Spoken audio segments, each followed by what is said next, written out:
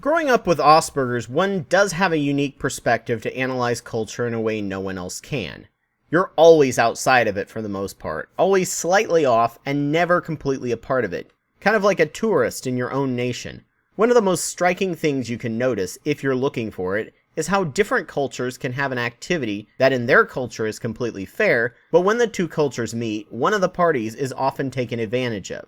At my old job, one of my coworkers found it very rude and insulting when she brought in food and no one washed her dish for her, while my boss believed that anyone who brings a dish in is responsible for cleaning their own dish, even if it's to share with other people. They were both from the same state, just had two differing views on it, and the coworker ended up losing out in this exchange. If there were ice cream bars in the freezer brought in by my PI, my boss believed that it was first come first serve, while other people who didn't eat as much at once often got very little because it was all gone and eaten by people who had no limits on how much they ate. I know there are rules I was raised with and things I logically assume are perfectly polite due to my condition that has inconvenienced and has been a loss to people, and I have definitely missed out a lot thanks to my inability to read the culture and take advantage of things that were mine by rights according to that culture, but not in my culture. There are three major methods of social interaction: pay it forward, reciprocity, and go it alone. People from the pay it forward group tend to be happier people in their own culture, but get hurt the most when they interact with the go it alone bunch. The go it alone bunch tend to be less happy as a culture, as gifting and doing things for each other generates bonding and healthy feelings of goodwill.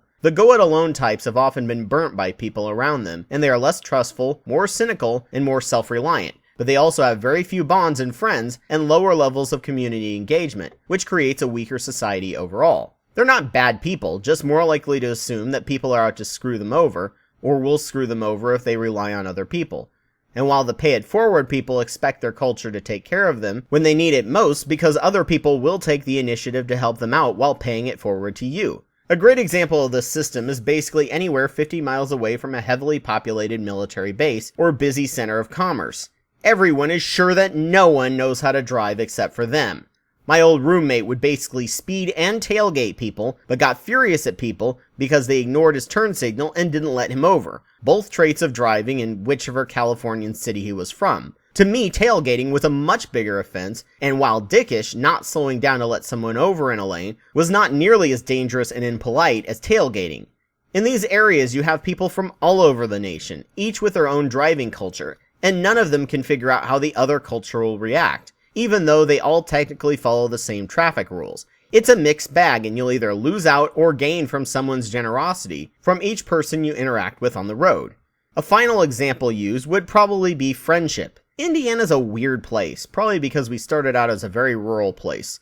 The more rural you are, the less trusting you tend to be of strangers, but you also don't get to see a lot of people, so when you meet someone, you'll act super friendly because it's probably one of the few social interactions you'll have.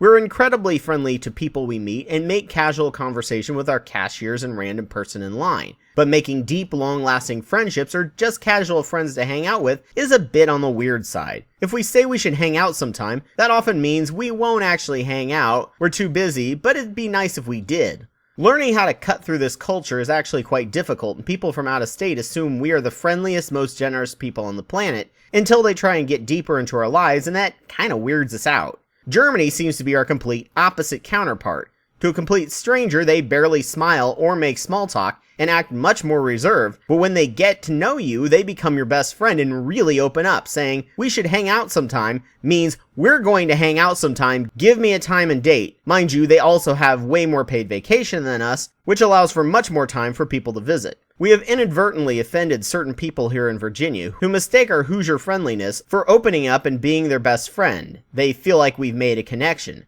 Some have thought we were going to hang out a lot, and you can tell after a few times of not doing so that they take it very personally, while we found their enthusiasm for getting together a bit overbearing and weird, so we didn't pursue it.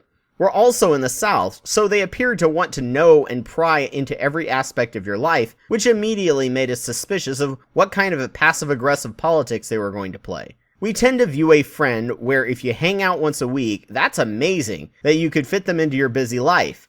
Some around here view anything less than a couple times a week not really friends and therefore don't bother.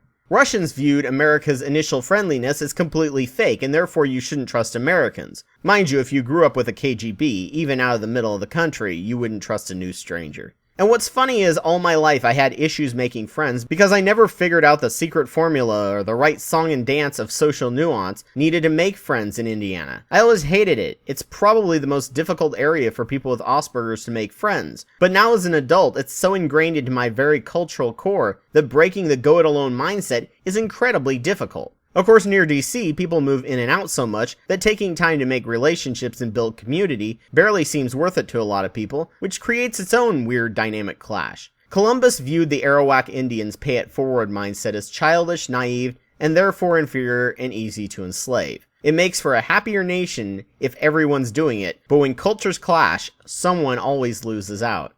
Hey there, thank you so much for watching this video. If you liked what you saw from my channel, please subscribe and donate to my Patreon. If you have evidence to counter what I say, please provide it. If you would like to see what I was doing with this channel 6 years ago, please click the links on the screen. Thank you so much.